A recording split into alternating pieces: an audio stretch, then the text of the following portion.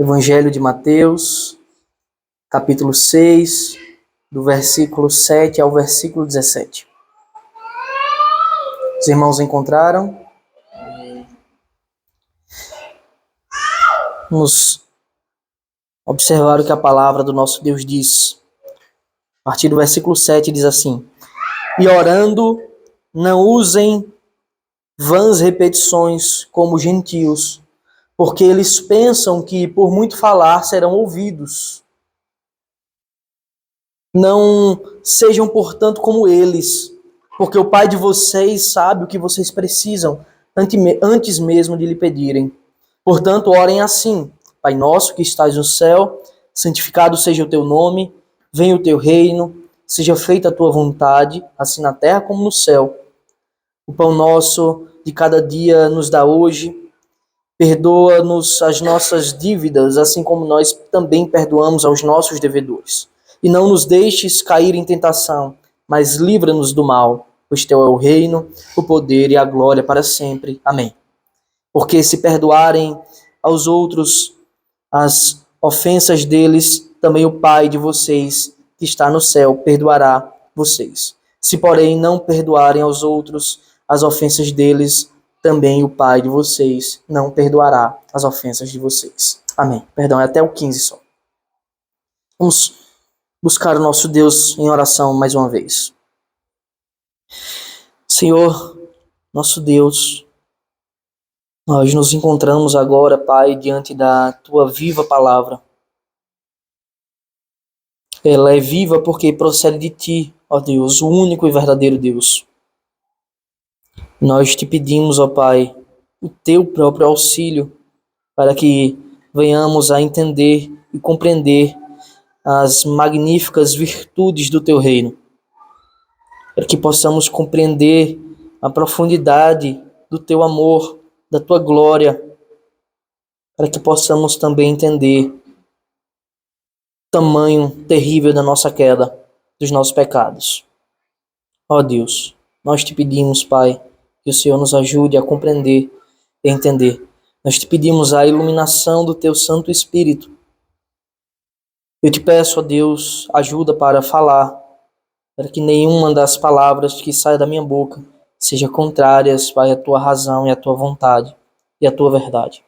Ó Deus, usa-me como um pequeno instrumento para propagar a grandiosidade do Teu reino. Faz, Pai, as nossas mentes e corações férteis para uma vida de santidade e de entendimento da Tua palavra. Em nome de Jesus, nós te oramos humildemente e te pedimos. Amém. Meus queridos irmãos, estamos há alguns meses expondo o sermão do nosso Senhor Jesus Cristo, que é conhecido como o Sermão da Montanha. Essa é a maior pregação de Cristo descrita na Escritura. A mensagem pregada pelo nosso Mestre nesses textos tem um valor inestimável. É de uma riqueza incalculável o tamanho dos seus ensinos. Não há homem que possa mensurar a grandiosidade das palavras que o Mestre disse. Ele proferiu uma completa e perfeita exposição das diversas áreas da vida nas quais nós, como cristãos, estamos inseridos. As diversas áreas que tocam, que tangenciam a nossa vida. De modo que esse sermão é rico e que não é possível expor ele em poucas mensagens, senão que é necessária muita labuta e muito esforço para compreender o tamanho da grandiosidade do que o nosso Mestre disse. Como já vimos até aqui, ele começou falando do caráter transformado de um cristão verdadeiro. Aquele que foi verdadeiramente alvo da soberana obra do Espírito Santo. Aquele que foi regenerado. E o Senhor expressa qual o caráter desses homens. Qual o caráter de nós que dizemos ser salvos por Cristo.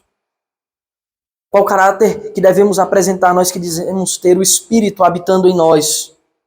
O Senhor apresentou esse caráter no texto que nós conhecemos como as bem-aventuranças. Como ele mostrou que aquele que foi alvo da divina obra do Espírito, ele se faz pobre em espírito, porque reconhece não ter nada. Como ele chora pelos seus pecados. Como ele tem fome e sede de justiça. Como ele age misericordiosamente. Nós vimos como todas essas virtudes que agora apresentam o verdadeiro cristão no fruto do Espírito, eles apresentam porque se fazem parecidos com o próprio Mestre que nos ensina. Em segundo lugar, o Senhor nos ensinou acerca da relação do cristão com o mundo em que vive, com o mundo ao seu redor, o qual todo aquele que foi alvo dessa obra anteriormente citada das bem-aventuranças, ele deve servir nesse mundo de duas formas, como sal e luz. O sal preservador de um mundo que está em estado de putrefação, está podre porque está morto, e a luz que reflete a graça de Deus nesse mesmo mundo que está imerso em densas trevas. Depois disso, o Senhor nos ensinou o caráter perfeito da lei de Deus, que encontra o seu pleno cumprimento nele mesmo, em Cristo, mas que deve ser seguido por nós com grande diligência, porque amamos a Deus e demonstramos o seu amor quando nós buscamos viver em conformidade com a sua lei. De modo que ele faz um grande alerta nesses versículos. Que se a nossa justiça não superar em muito a daqueles hipócritas, os escribas e fariseus, que fingiam ser servos de Deus como atores em um teatro, jamais entraremos no reino dos céus. Essas são as palavras de Cristo, no versículo 20 do capítulo 5.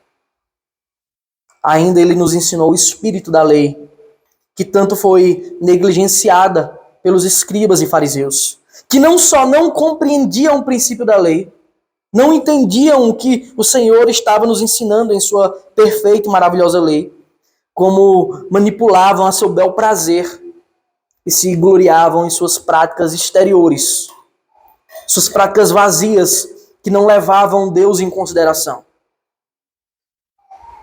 Todos esses pontos importantes que tocam a vida cristã verdadeira,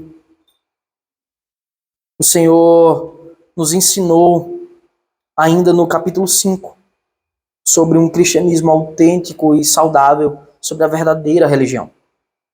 Já agora, no capítulo 6 de Mateus, ainda a continuação do Sermão do Monte, o evangelista, ele nos apresenta como o Senhor nos ensina a praticar esses aspectos verdadeiros da verdadeira religião.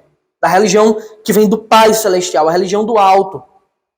Como nós devemos nos relacionar com o próprio Deus de forma piedosa. Como devemos nos relacionar com Deus. A pureza e a santidade desse relacionamento com o Senhor está diretamente associada com a forma em que nós agimos aqui na terra, com as nossas ações e com as motivações de nossos corações para realizar as obras apresentadas por Cristo, que são próprias de um verdadeiro cristão. 3 foram os temas abordados pelo Senhor aqui no capítulo 6, no começo do capítulo 6. A prática da caridade, ajuda ao necessitado, ao doar as esmolas, a prática da oração, a conversa, o diálogo com o próprio Criador e a prática do jejum, a abstinência dos alimentos para alcançar o favor de Deus em alguma área específica da vida. O Senhor nos apresentou, como vimos, qual deve ser a verdadeira motivação de nossos corações nessas práticas. Ao passo que ele também expunha os fariseus, os hipócritas, que distorciam todas essas práticas, esses meios que o Senhor nos ensinou a andar neles. E eles faziam isso porque eles tinham o intuito de serem vistos pelos homens. Eles retorciam a prática da caridade, a prática das orações e do jejum, com o intuito primário de ser aplaudido por aqueles que estavam ao redor. Eles não se preocupavam com a glória de Deus. Na verdade, eles constantemente se esqueciam da natureza soberana do nosso Deus, que é o Deus que sonda os corações. Que ele vê muito mais do que as práticas exteriores, mas que ele compreende que está no íntimo do coração dos homens, pois ele mesmo sonda porque Ele sabe todas as coisas. Todos esses 3 ensinamentos que vimos dados pelo Senhor acerca das obras de caridade, oração e jejum, eles possuem características gerais que são semelhantes.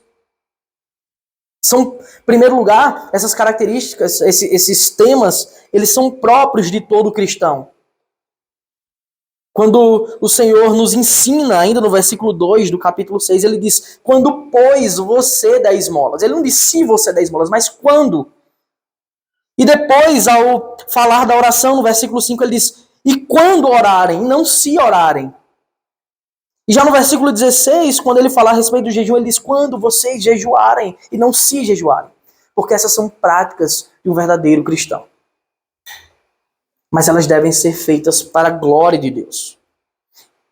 E segundo, nós vimos como essas práticas elas não podem visar a nossa própria glória, senão a glória do Senhor. Deus deve ser glorificado, louvado e exaltado em todas essas coisas.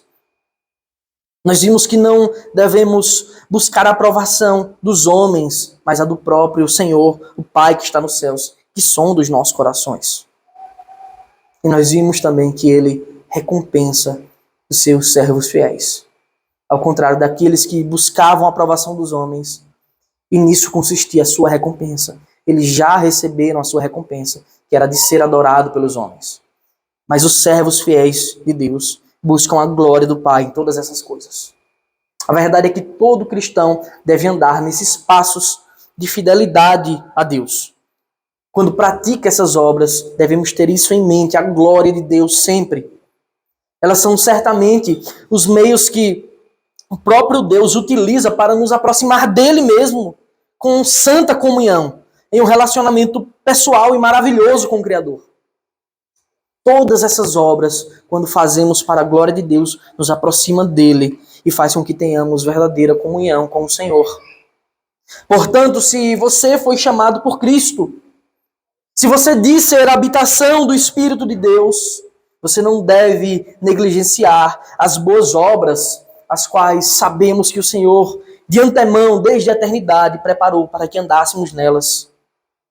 Bem, quanto às orações em especial, o Senhor, ele estende o seu ensino, ele não fica apenas nos aspectos gerais do Sermão da Montanha, mas ele vai muito além desses aspectos que tratou ao falar da caridade e do jejum. Isso, meus irmãos, deve ser para nós um grande indicativo da importância da oração na vida de um cristão. Isso é um grande indicativo. Eu, particularmente, posso pensar, posso imaginar, conjecturar que, por mais superficial que tenha sido a vida de um homem que se diz cristão verdadeiro e pisou nessa terra e não praticou o jejum, ou não teve, talvez, por falta de condições ou por negligência mesmo, a possibilidade de dar esmolas ao necessitado, eu consigo até imaginar a possibilidade de, por mais medíocre que tenha sido aquela vida, que ele possa ser um cristão. Mas, sem sombra de dúvidas, é inconcebível, é impensável que algum cristão tenha vivido um relacionamento verdadeiro com Deus sem a prática de oração. Sem oração, não existe cristianismo verdadeiro. Esse foi o meio que o Pai nos deixou para assumirmos um verdadeiro relacionamento, uma verdadeira comunhão com Ele mesmo. É devido ao grau de importância dessa questão que o nosso Senhor Jesus Cristo, nosso Mestre, ele aprofunda o seu ensino sobre esse tema tão importante e tantas vezes negligenciado por aqueles que se dizem povo de Deus. Então, essa mensagem tem como título o privilégio de conversar com Deus. Que grande privilégio é esse? Vejamos o que o Mestre nos ensina. Em primeiro lugar, ele apresenta a oração que não encontra os ouvidos de Deus, que não sobe aos céus. O Senhor nos ensina que existem práticas que são inconvenientes, que nós não devemos utilizar em nossas orações. Quando apresentamos os aspectos comuns da oração, nós vimos que os fariseus eles gostavam dos olhares admirados do povo, pois eles estavam acostumados a usarem da sua eloquência com alta voz diante dos homens, quer nas sinagogas, quer nas praças, com o intuito de receber o aplauso da população. Como se a população dissesse, olha, tá vendo ali que homem que tem um relacionamento com Deus, que coisa incrível. E o Senhor Jesus nos diz no versículo 5, e quando orarem, não sejam como os hipócritas, que gostam de orar em pé nas sinagogas e no canto das praças, porque o intuito deles era esse, para serem vistos pelos outros. Nós já temos a ciência de que a prática da oração é, sem sombra de dúvidas, um meio de graça. Uma forma de aumentar a nossa fé, de nos aproximar do Pai e de nos fazer andar em santidade. Esse é um método da didática perfeita e divina de nos aproximar verdadeiramente, com verdadeira comunhão do nosso Deus, em um íntimo relacionamento com o nosso Pai que está nos céus. Mas é mister, meus irmãos. Ou seja, é necessário que os nossos corações estejam totalmente quebrantados e contritos, como fizemos aqui no momento de contrição. Como vimos no Salmo, como o salmista estava com o coração quebrantado ao buscar ao Senhor em oração.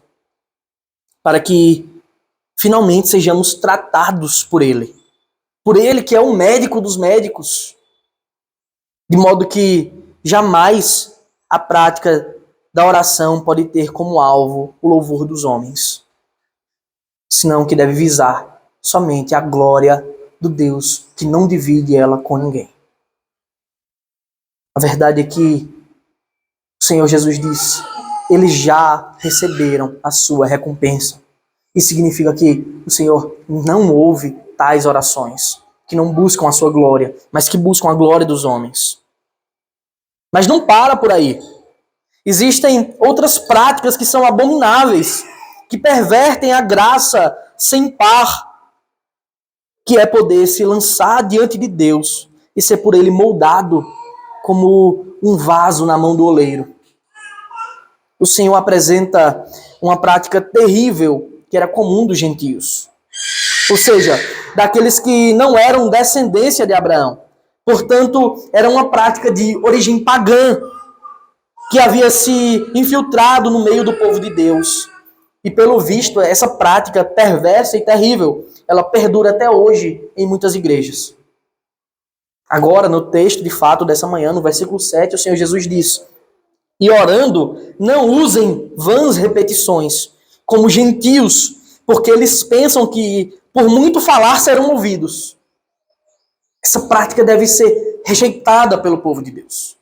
Eu me lembro, meus irmãos, de, em alguns momentos, estar no passado passando canais de TV, passando um canal para o outro, e acabar parando em um canal papista, em um canal católico, romano. E, por curiosidade, a gente acaba passando uns instantes ali, vendo, e eu só via aquela voz bem pausada, Pai Nosso. Aí esperava um tempinho, Pai Nosso. E esperava mais um tempinho, Pai Nosso. Isso ficava por algum tempo, até que depois vinha a segunda parte da oração, que está nos céus. Que está nos céus. Meus irmãos, é no mesmo momento que o Senhor nos ensina a preciosa oração dominical que nós conhecemos como Pai Nosso. Ele nos ensina a não usar vãs repetições. Essa palavra vã significa inútil, imprestável. Diante de Deus, essas repetições são simplesmente insignificantes. É a importação daqueles mantras, daquelas religiões místicas, gnósticas, para o cristianismo.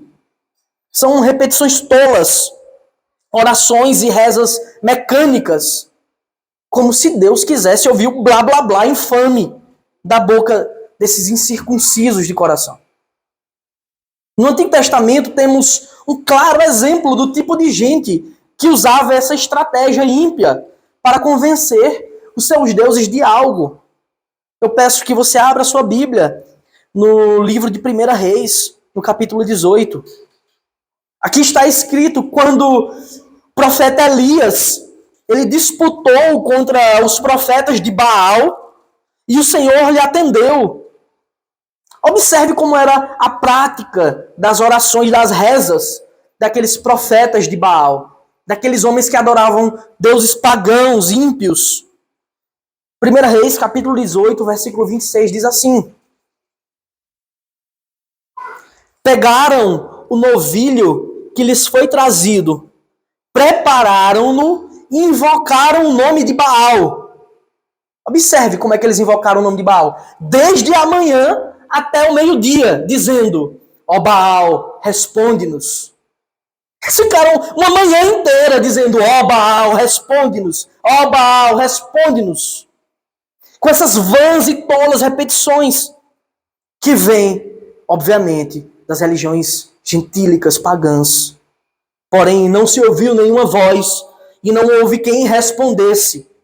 E ficaram pulando ao redor do altar que tinham feito. E aquele que conhece bem a história, bastou Elias orar a Deus. E desceu fogo do céu e consumiu aquele novilho. Eles repetiram, meus irmãos, isso por toda a manhã. Pois é assim que agem os pagãos. Pensam que por muito falar serão ouvidos. Mas isso não acontece somente ali no Antigo Testamento. No Novo Testamento também temos um relato parecido. Os adoradores da deusa Diana também praticavam essas vãs repetições. Em Atos 19:34 está escrito: quando, porém, reconheceram que ele era judeu, todos, a uma voz, gritaram durante quase 2 horas: grande é a Diana dos Efésios. Eles ficaram repetindo isso por 2 horas. Grande é a Diana dos Efésios. Meus irmãos, voltando para o nosso texto, observe o claro ensino do nosso Senhor Jesus Cristo.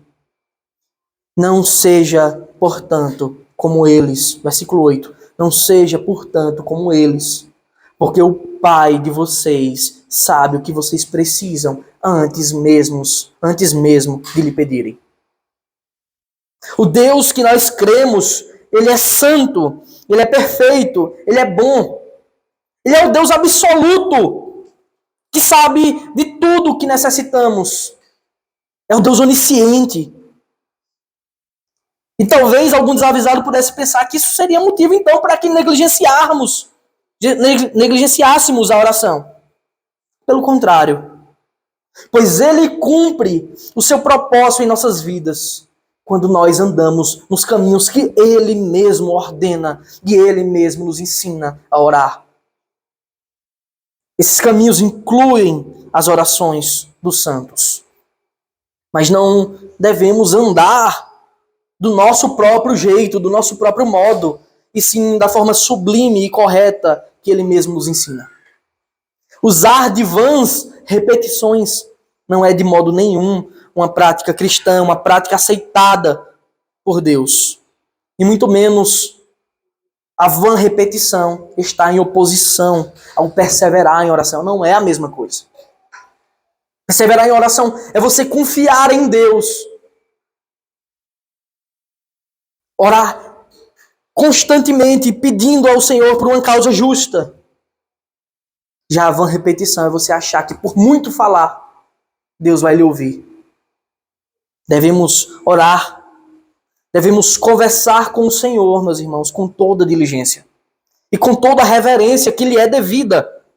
Afinal, não estamos conversando com como nós, um pecador, mas com o próprio perfeito e santo Deus.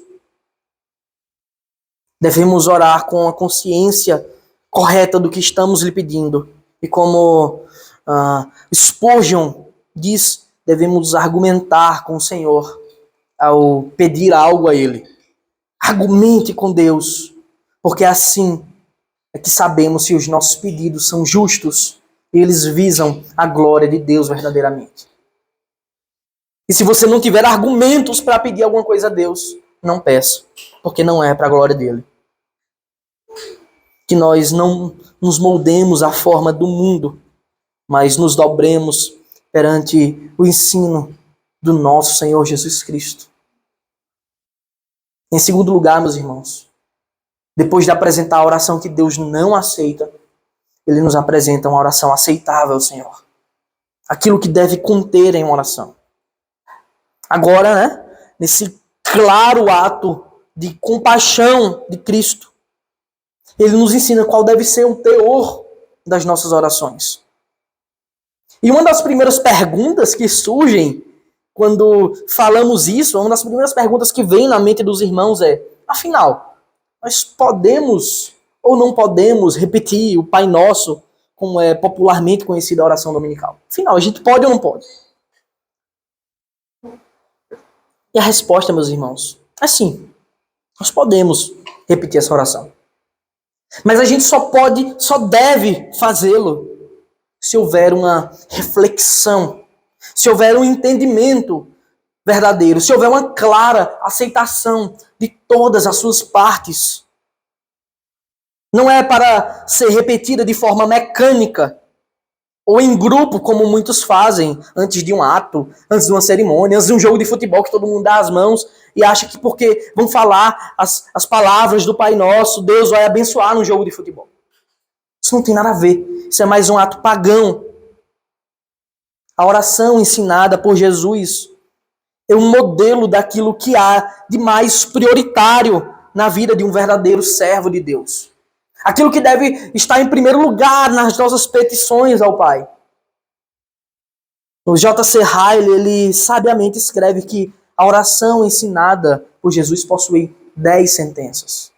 Meus irmãos, essas 10 sentenças nos ensinam muitas coisas. Eu particularmente enxergo que a oração do nosso Senhor nos apresenta elementos extremamente práticos em nossas vidas, que devem ser não somente declarados a Deus nesse pedido de oração, mas devem ser vividos por nós cotidianamente. O Senhor diz bem assim: portanto, orem assim: Pai nosso que estás nos céus, santificado seja teu nome. Eu já quero deixar bem claro que é impossível em uma manhã como essa alcançarmos a profundidade de todas as coisas que são ensinadas nessa oração. Mas que a gente vai tentar apenas por alto, superficialmente, compreender as riquezas das palavras de nosso Mestre. Ele diz: orem assim: Pai nosso que estás no céu, santificado seja o teu nome. A primeira parte da oração, ela já é suficiente para entendermos o quão sublime, perfeita é a obra de Cristo.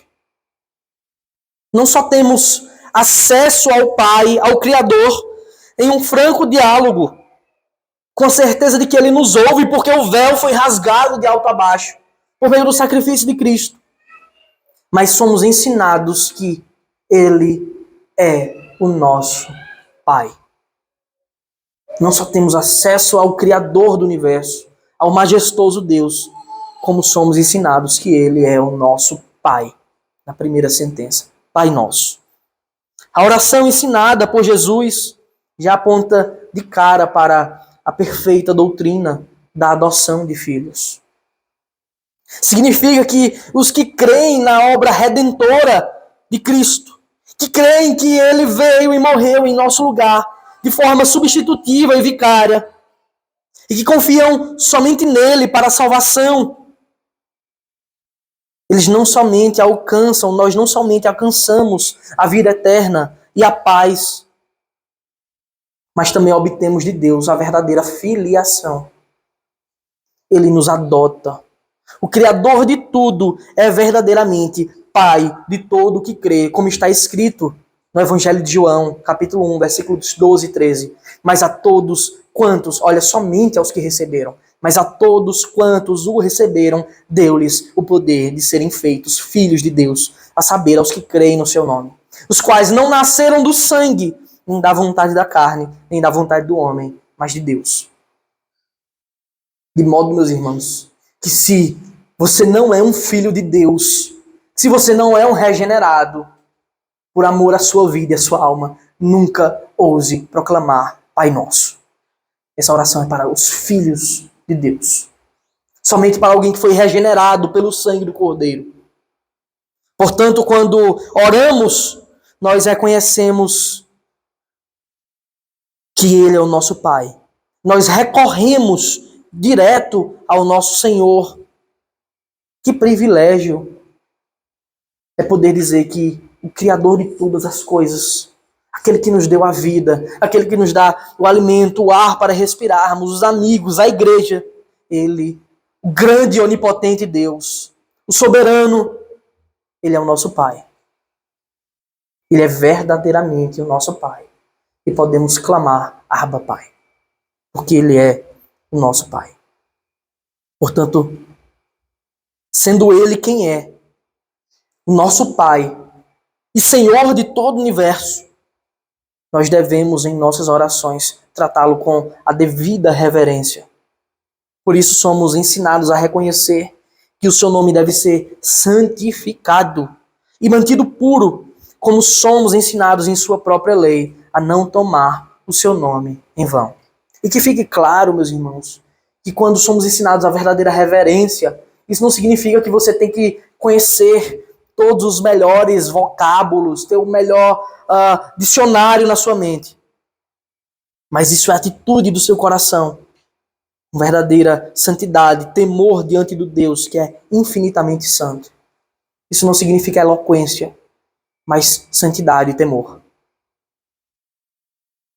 Por isso nós devemos manter o seu nome puro e não devemos tomar ele em vão, porque bem sabemos o que a lei diz, que o Senhor não terá por inocente aquele que tomar o seu nome em vão. A oração continua com um pedido que deve estar constantemente em nossos lábios. Mas não apenas isso, deve se materializar em nossas vidas como uma prática verdadeira e diligente de fidelidade e santidade ao Senhor. Devemos viver a santidade, e assim o seu nome será santificado. Todos reconhecerão, não que nós o santificamos, mas que todos reconhecerão que Ele é um Deus santo e que tem filhos que seguem os seus passos nessa terra. Versículo 10 ele continua: venha o teu reino, seja feita a tua vontade, assim na terra como no céu. Devemos clamar que o reino de Cristo ele englobe toda a terra, até que por fim ele volte triunfante, como ele prometeu, sobre as nuvens do céu, com poder e grande glória. Devemos clamar que a vontade boa, perfeita e agradável de Deus seja totalmente efetiva aqui na terra, como ela já é nos céus, diante de seus santos e puros servos angelicais. Mas é claro que isso não deve ser apenas um pedido vazio de nossos lábios, de nossas línguas, mas que devemos reconhecer o seu ofício como rei. Quando dizemos venha o teu reino, significa que ele é rei. Nosso Deus é rei do universo. Portanto, meus irmãos, a sua vontade ela deve prevalecer, porque o rei tem autoridade sobre os seus súditos. E todos eles devem cumprir as suas ordens e leis. Afinal, como rei, ele mesmo é o legislador. A começar por nós que fomos regenerados pelo seu Espírito. Devemos, em nossas vidas, expressar a verdadeira santidade de quem vive debaixo do trono da graça do grande rei. Até que ele venha e, de fato, a sua vontade seja perfeitamente cumprida aqui, como ela já é cumprida dia após dia nos céus. Como pode você orar? Santificado seja o teu nome, que a tua vontade seja feita no céu, aqui na terra, como ela já é nos céus. E você vive uma vida ímpia, de pecado, de prostituições. Cuidado, meus irmãos, para não blasfemar contra o Senhor. Versículo 11, o Senhor nos ensina: o pão nosso de cada dia nos dá hoje. Agora que temos bem definidos que Ele é o nosso Pai, é o Deus Santo e é o Rei que governa todo o universo, reconhecemos mais uma característica dele e descansamos em seu favor paternal ao reconhecer que Ele e somente Ele é o nosso provedor. Todas as nossas necessidades devem ser relançadas em suas mãos, pois Ele nos sustenta. Não somos apenas ensinados, meus irmãos, a pedir o pão do sustento. Mas claramente o Senhor diz, o pão nosso de cada dia nos dá hoje. Nós devemos ter grande confiança em nosso Deus e que Ele é o nosso sustentador, o nosso provedor, o nosso preservador. Mas não somos ensinados a dizer, olha, me dá muito pão, Senhor, para que eu armazene. E que eu diga à minha alma, come, bebe, regala-te, porque eu tenho muito guardado. Não. Devemos confiar no nosso Deus de tal forma que necessitamos pedir só o de hoje. Porque Ele continua sendo Deus de eternidade em eternidade. E amanhã Ele estará para nos prover mais uma vez. E depois de amanhã mais uma vez. E enquanto Ele, pela sua bondade, nos conceder vida nessa terra, Ele continuará sendo nosso sustentador. Por isso peça a Ele apenas o de hoje. Porque se Ele veste os lírios do campo de tal forma, que dirá a nós como Ele não vai nos sustentar com sua bondade. Portanto, somos ensinados ao pedir ao Senhor apenas o pão nosso de cada dia, o sustento diário, que não representa apenas a comida, o alimento, mas tudo, porque Ele é o nosso provedor. Reconhecemos que Ele continuará sendo amanhã e depois e por toda a eternidade aquele que nos sustenta.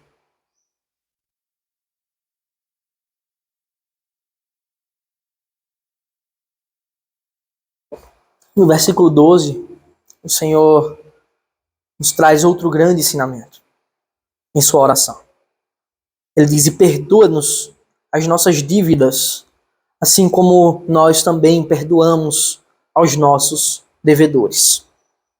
Em cada sentença da oração, aprendemos mais sobre a grandiosidade das virtudes infinitas e perfeitas e imutáveis de Deus, absolutas do Senhor. Ele é Pai nosso, por sinal. Ele é o Deus que está assentado no mais alto e sublime trono de glória, em pureza e santidade máxima, porque Ele é Rei. Ele é o Rei do universo. Ele é o provedor das nossas necessidades temporais. Mas, além disso, Ele também é o provedor das nossas necessidades espirituais e eternas. E a maior de todas as necessidades que temos não é o pão, não é o que vamos vestir, mas é o perdão dos pecados. Essa é a maior necessidade que o nosso provedor nos provê. A confissão de pecados, ela aponta, meus irmãos, para a nossa falha, para a nossa necessidade, para a nossa pobreza em espírito, para o choro arrependido e bem-aventurado de um regenerado, como o próprio Senhor já ensinou nas bem-aventuranças. Bem-aventurados os pobres em espírito, porque deles é o reino dos céus. Bem-aventurados os que choram pelos seus pecados, porque serão consolados. Essa é uma característica no verdadeiro crente regenerado. Ele se arrepende, ele pede perdão. Mas tudo isso aponta também para o gracioso Deus, para o Rei eterno e misericordioso, o Pai bondoso, no qual encontramos perdão e redenção e vida. Um filho verdadeiro de Deus encontra não só o perdão no Pai celeste, mas também o vigor espiritual necessário para perdoar os que te ofendem. Essa não é uma característica que somente alguns filhos de Deus têm. É uma característica que todos os filhos de Deus devem ter. Nós perdoamos porque nós recebemos o perdão máximo da condenação máxima. Nós amamos porque Ele nos amou primeiro.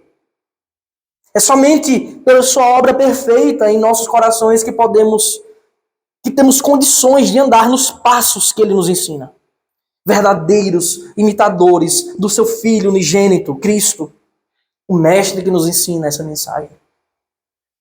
Portanto, meus irmãos, se você tem endurecido o seu coração contra os seus adversários, contra aqueles que te oprimem, que te ofendem de alguma forma, é hora de tomar a decisão de perdoar. O perdão não é um sentimento. O perdão é a atitude santa de altruísmo para com os nossos ofensores. Perdão é atitude santa. Perdão é decisão para a glória de Deus. Você deve tomar tal decisão, porque isso é próprio dos verdadeiros filhos de Deus. Porque quem não perdoa não pode ser perdoado. Versículo 13, o Senhor nos ensina: e não nos deixes cair em tentação, mas livra-nos do mal, pois teu é o reino, o poder e a glória para sempre. Amém. É comum que em algumas escrituras haja colchetes nesse, pois teu é o reino, o poder e a glória para sempre. Amém. Isso acontece porque esses textos não se encontram nos escritos mais antigos originais. Mas isso não é uma questão para o nosso momento, pois não há nada que desabone a palavra do nosso Deus. Mais uma vez, a oração de um cristão deve se voltar para as qualidades de Deus. Tudo aquilo que falta em nós encontramos nele. Tudo aquilo que está vazio em mim, ele preenche. E nele nós somos satisfeitos. Reconhecemos que não temos condições de nos manter em pé, de nos manter em santidade, em pureza pelas nossas próprias forças. Por isso reconhecemos que Ele pode. É por isso que recorremos ao nosso Deus para nos sustentar em fidelidade. Nós pedimos ao Senhor e não nos deixe cair em tentação. Toda luta contra o pecado começa, meus irmãos, com oração. Com oração genuína e verdadeira. Daqueles que não confiam em si mesmos para essa luta, mas que confiam no Pai celestial e sustentador das bênçãos materiais, das bênçãos espirituais. Pedimos para aquele que realmente pode nos manter firmes diante da tentação.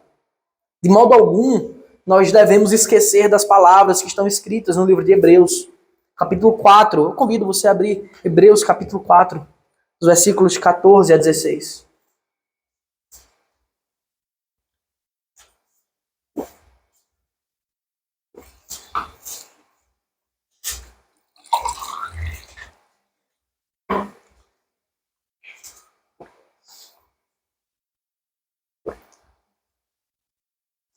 Nós podemos recorrer ao Senhor nas nossas fraquezas e tentações, porque temos o nosso Mestre para nos socorrer. Está escrito, versículo 14: tendo, pois, Jesus, o Filho de Deus, como grande sumo sacerdote, que é o seu ofício, um deles, que adentrou os céus, conservemos firmes a nossa confissão. Você deve conservar firme aquilo que você confessou diante de Deus. Porque não temos sumo sacerdote que não possa se compadecer das nossas fraquezas, como muitos que confiam em seus líderes, em seus mestres e no Papa, como se eles pudessem se compadecer de seus pecados. Não, eles não podem, mas nós temos aquele que pode se compadecer. Como está escrito, pelo contrário, ele foi tentado em todas as coisas à nossa semelhança, mas sem pecado.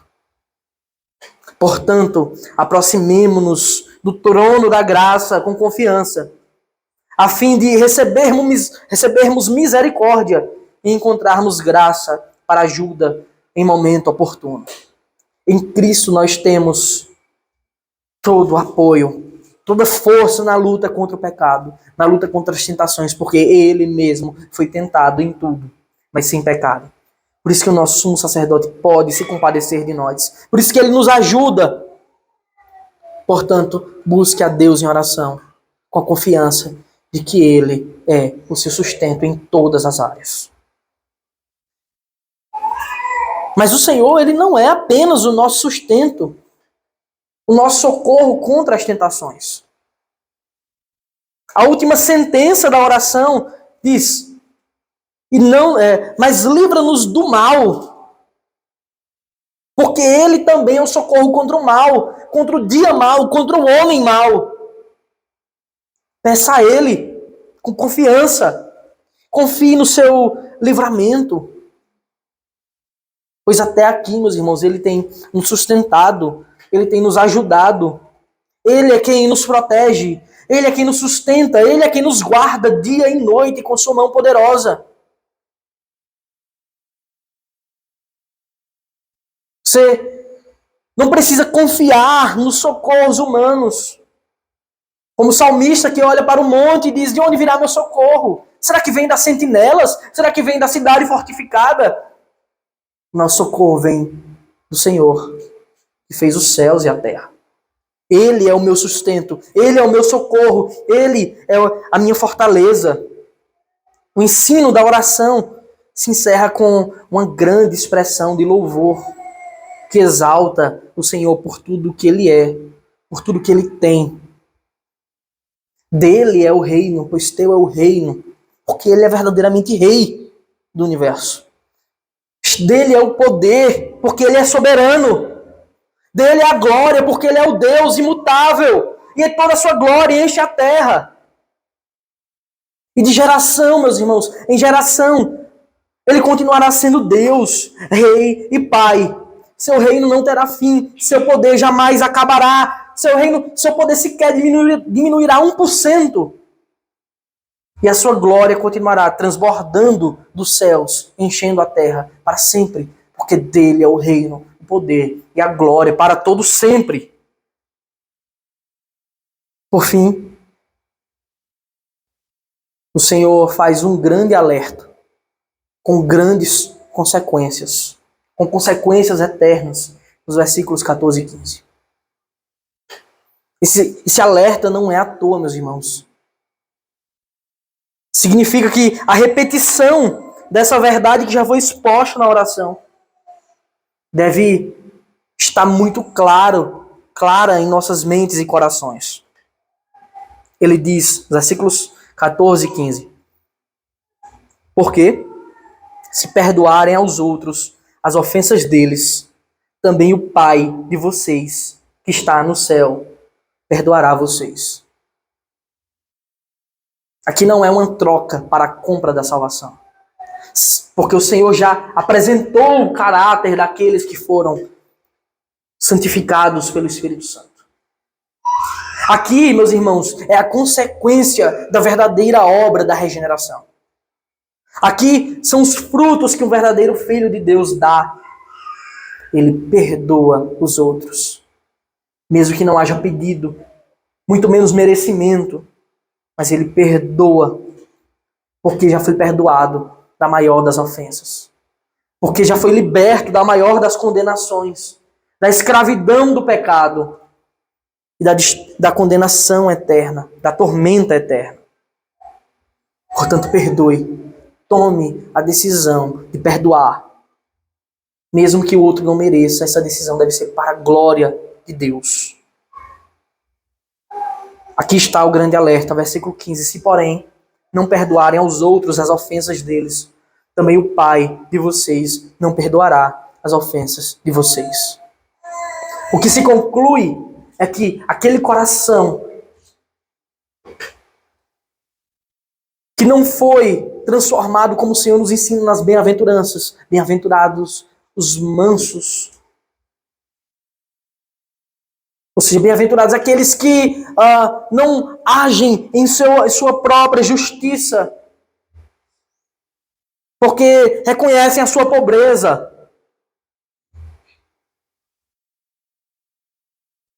Porque não reivindicam aquilo que aos olhos dos outros parecia natural.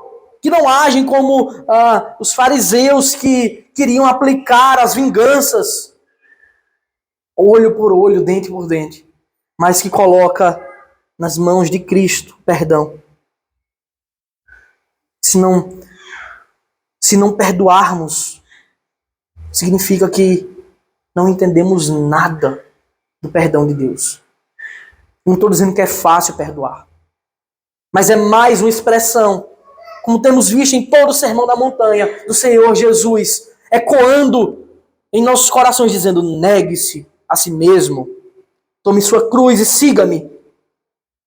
Nenhuma mágoa vale a triste situação de não receber o perdão de Deus. Perdoe, Se humilhe diante de Deus. Imite o Cordeiro Santo que deu a sua vida, se sacrificou para nos dar o perdão. E com doces palavras que perpetuam por toda a eternidade. Que essas palavras nunca saiam das nossas mentes quando Ele mesmo estava recebendo a maior das ofensas.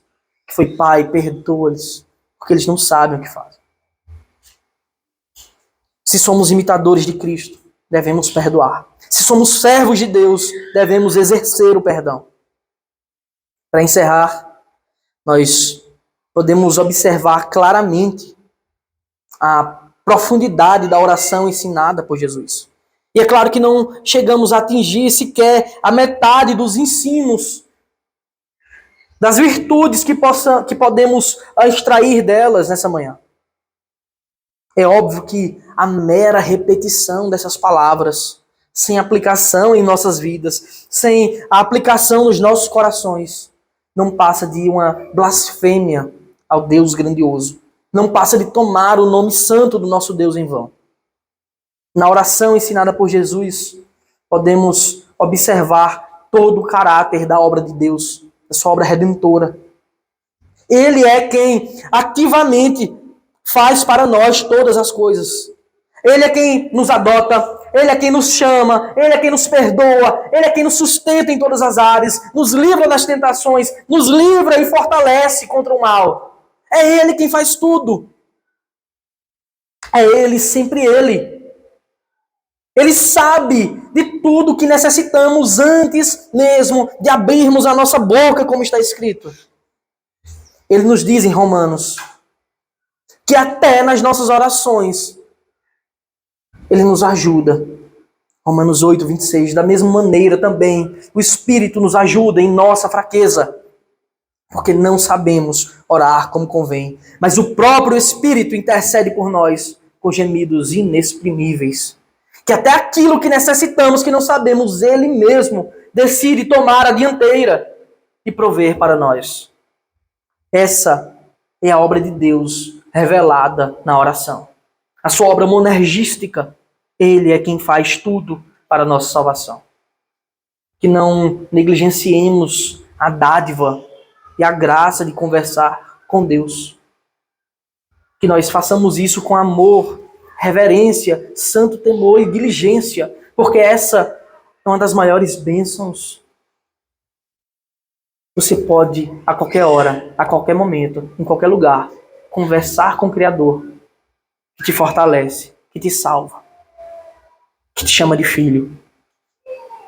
Busque a Deus em oração, com fervor. Que nunca esqueçamos das palavras do próprio Senhor Jesus Cristo. Em Lucas 11, de 9 a 10, quando nos ensina: por isso digo a vocês, peçam e lhes será dado. Busquem e acharão, batam e a porta será aberta para vocês. Pois todo que pede recebe, o que busca encontra, e a quem bate, a porta lhe será aberta. Fiel é a palavra de Deus. Que o Senhor aplique ela em nossos corações. Amém. Convido você a se colocar de pé, meus irmãos, para orarmos, para cantarmos mais um cântico ao nosso Deus.